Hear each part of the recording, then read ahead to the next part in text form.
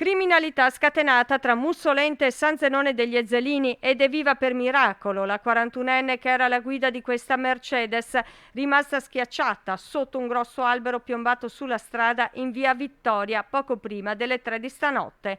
Una pianta tagliata con una motosega da sconosciuti per farla precipitare al suolo in un punto pericoloso in prossimità di una curva. E non è la sola, la seconda, segata allo stesso modo, è stata fatta cadere 1 chilometro più ad est, a San Zenone, in questo caso senza causare feriti. Una nottata di paura lungo la statale è rimasta chiusa fino alle 6 di stamattina.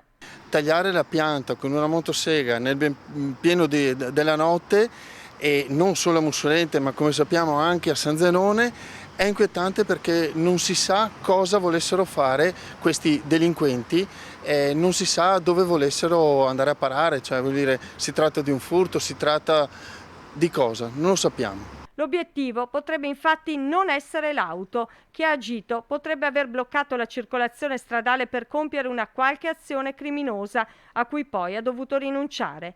Le indagini dei carabinieri sono in corso. Pare ci sia stato un tentativo di furto di ruspe e muletti da un'azienda di San Zenone, macchinari che i malviventi avrebbero potuto impiegare per assaltare la sede di qualche altra ditta, forse di preziosi. Stiamo a stretto contatto logicamente con la centrale dei carabinieri, perché grazie alle telecamere, ai varchi che abbiamo installato proprio nell'accesso al paese, speriamo si possa risalire quantomeno all'auto o ai mezzi che sono stati utilizzati per fare questa pazzia. Un'azione che ha lasciato tutti senza fiato.